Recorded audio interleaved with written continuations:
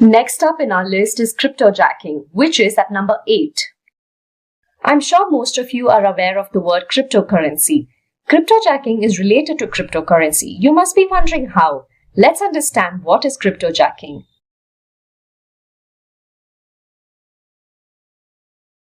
Cryptojacking takes place when attackers make their way into someone else's computer to mine cryptocurrency. This is done by infecting a website or by manipulating the victim to click on a malicious link, which in turn loads crypto mining code on the computer. It is also done through online ads with JavaScript code that will auto-execute once loaded in the victim's browser. Victims are unaware of this as the crypto mining code works in the background. The only sign they might witness is a delay in the execution. Crypto mining is a form of obtaining cryptocurrency. Crypto mining by itself is an immense process. That is the reason attackers make use of other computers in order to crypto mine. Let's have a look at ways to prevent cryptojacking. It is advised that you keep all security apps and software updated to the latest versions, as cryptojacking can infect the most unprotected systems. It is also good to have a cryptojacking awareness training and give tips to employees as to how to detect cryptojacking threats. Make sure to inform them about the risks of opening emails from unknown senders and clicking on attachments. Ads are a primary source of cryptojacking scripts. Therefore, it's good to install an ad blocker and also have extensions like MinerBlock, which is used to detect and block crypto mining scripts. Moving on to the number 9 on our list, we have the zero-day exploit.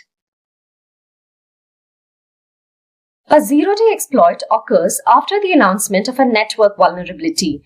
Usually, the vendor becomes aware of a vulnerability, but a solution to it is still not available for the same. Hence, the vendor announces the vulnerability so that the users are aware of it. But this also makes the attackers aware of it. The vendor or the developer could take any amount of time to find a solution. It could vary from a few hours to days to months, depending on the vulnerability. In the meantime, the attackers target the disclosed vulnerability. They exploit the vulnerability even before a patch or a solution is implemented. Speaking of ways to prevent zero-day exploit, organizations should have a well-communicated patch management process.